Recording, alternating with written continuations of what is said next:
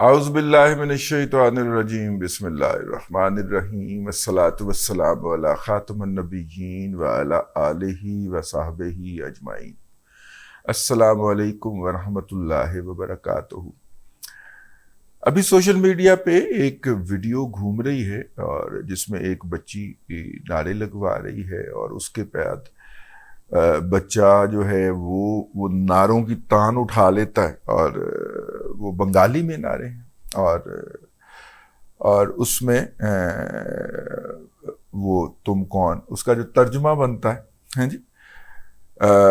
وہ یہی بنتا ہے کہ تم کون ہم کون رضاکار رضاکار۔ اچھا، یہ رضاکار کا مطلب کیا ہے؟ بنگلہ دیش کے اندر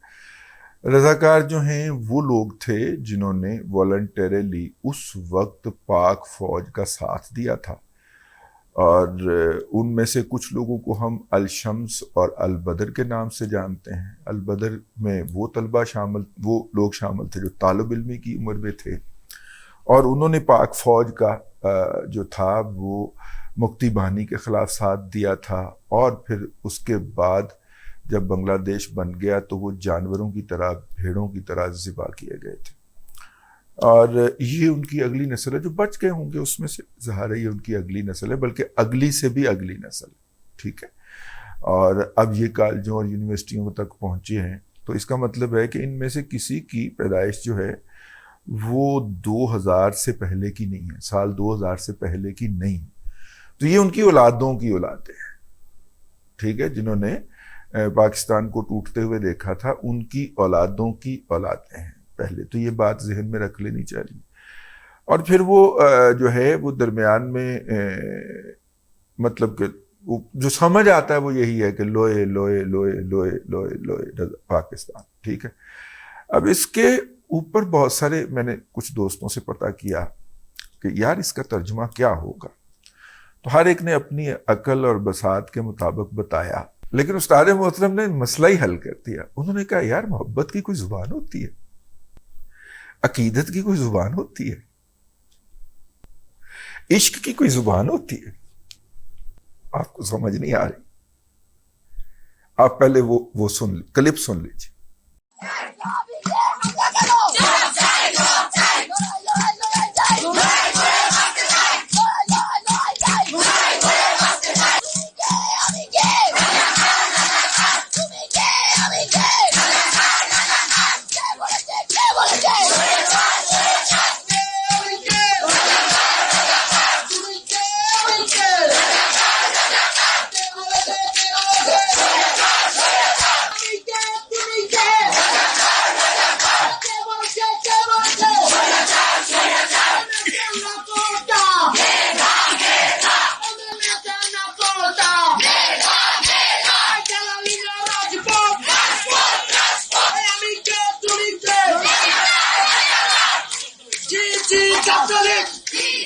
جی، یہ انہیں کہنے کی نوبت کیوں آئی ہے پیش، اور یہ انہیں کہنے کی نوبت اس لیے پیش آئی ہے کہ وہاں پہ جس خونخوار ڈائن کی حکومت ہے، مجیب الرحمان کی بیٹی حسینہ واجد کی جو حکومت ہے، وہ ان لوگوں کو طنزیہ پاکستانی کہتی ہے، رضاکار کہتی ہے۔ جس طرح بھارت کے اندر ہر مسلمان جو ہے اس کو پاکستانی کہہ کے گالی دی جاتی ہے، جس طرح مقبوضہ کشمیر کے اندر ہر مسلمان کو یا مرکزی حکومت کی چیرہ دستیوں اور غلط پالیسیوں پر تنقید کرنے والے ہر شخص کو پاکستانی کہہ کے پکارا جاتا ہے طنزاً، اسی طرح اس خونخوار ڈائن نے ان لوگوں کو پاکستانی تو نہیں کہا لیکن رضاکار کہا، اور رضاکار وہ لوگ تھے جو کہ جنہوں نے، اور اس میں مسلم لیگ کے لوگ بھی شامل ہوں گے یقیناً تھے، اس میں جماعت اسلامی کے لوگ بھی شامل ہوں گے یقیناً تھے، لیکن اور جنہوں نے اس وقت پاکستان کی سالمیت کا ساتھ دیا، جنہوں نے اس وقت پاکستان کے ساتھ رہنے کا ساتھ دیا، اور چونکہ اس وقت پرامن جدوجہد، مسلح جدوجہد میں کنورٹ ہو گئی تھی، اور بھارت کی فوج کی سپورٹ کے ساتھ وہاں پہ ایک ٹی ٹی پی، اس وقت کی ٹی ٹی پی جو تھی وہ روب عمل ہو گئی تھی، تو انہوں نے اپنی فوج کا، اپنی حکومت کا ساتھ دیا، حالانکہ اس وقت نہ فوج کے اعمال اچھے تھے نہ حکومت کے اعمال اچھے تھے، لیکن انہوں نے ساتھ دیا، اور فوج حکومت میں تھی، انہوں نے اس کا ساتھ دیا۔ اور جب انہیں تنزن کہا گیا تو انہوں نے آگے سے وہی جواب دیا جو بلے شاہ نے کہا تھا کہ بلیوں تو عاشق ہوئے ہو رب دا، بلیا تو عاشق ہوئے ہو رب دا، تینو ہوئی ملامت لاکھ، تینو کافر کافر آکھ دے، تو آہو آہو آکھ۔ ٹھیک ہے، اب بہت سارے لوگوں کو اس کا ترجمہ شاید نہ آئے، اور جو ہے مطلب کہ جو پنجابی سے نا آشنا ہوں۔ پچھلے دنوں ہمارے دوست ہیں، پیر صاحب ہیں بخاری صاحب، انہوں نے اس کا نیا مطلب سجھایا مجھے، اور انہوں نے کہا کہ یہ جو آپ کہتے ہیں نا کہ تمہیں کافر کافر آکھ دے، نہیں، تینو کافر کافر آکھ دے۔ ٹھیک ہے، یہ جو کافر ہیں نا، یہ سارے مل کے تمہیں کافر کہہ رہے ہیں، تو آہو آہو آہو۔ تو کفر کے فتوے کی تو وہ آپ کو پتہ ہے نا، ایک مبادیات جو بنیادی چیز ہے کہ اگر آپ کسی پہ کفر کا فتویٰ لگاتے ہیں اور وہ کافر نہیں ہے تو پھر آپ خود ہو جاتے ہیں۔ ٹھیک ہے نا، تو اس لیے اب بلے شاہ کی وہ جو شاعری ایک مصرے کے اندر معنی کا ایک جہاں آباد ہے کہ تینو کافر کافر آکھ دے، تو آہو آہو آ، کہ تمہیں کافر مل کے کافر کہہ رہے ہیں، تم آگے سے ہاں ہاں کرتے جو، ہاں ہاں ہاں۔ ٹھیک ہے نا، کیونکہ تم تو نہیں ہو تو پھر وہ تو ہیں۔ ٹھیک ہے نا، یہ اس کا تو یہ بیسیکلی اس ردم میں چلے گئے ہیں یہ بچے جو ہیں، یہ بچیاں جو ہیں وہاں پہ پاکستان کہتے، انہوں نے کہا کہ تم رضاکار، انہوں نے کہا ہاں ہے، تم کون میں کون۔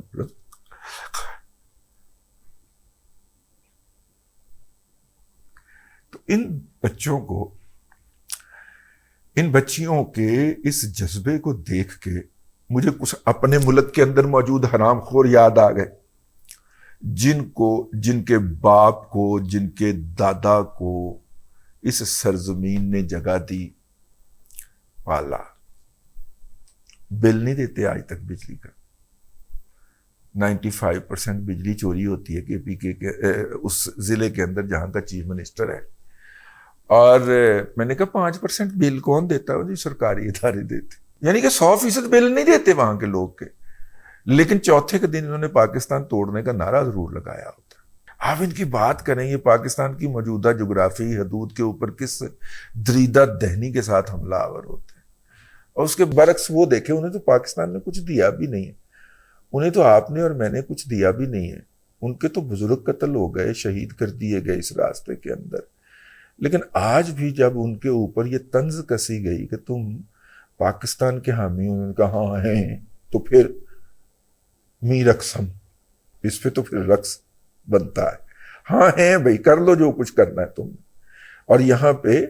بنگلہ دیش کی سڑکوں پہ کھڑے ہو کے، اس کے تعلیمی اداروں میں کھڑے ہو کے ہم اس بات کا اعلان کرتے ہیں، اعتراف کرتے ہیں، بہت بڑی بات۔ اب وہ تازہ ترین اپڈیٹ آیا ہے کہ جو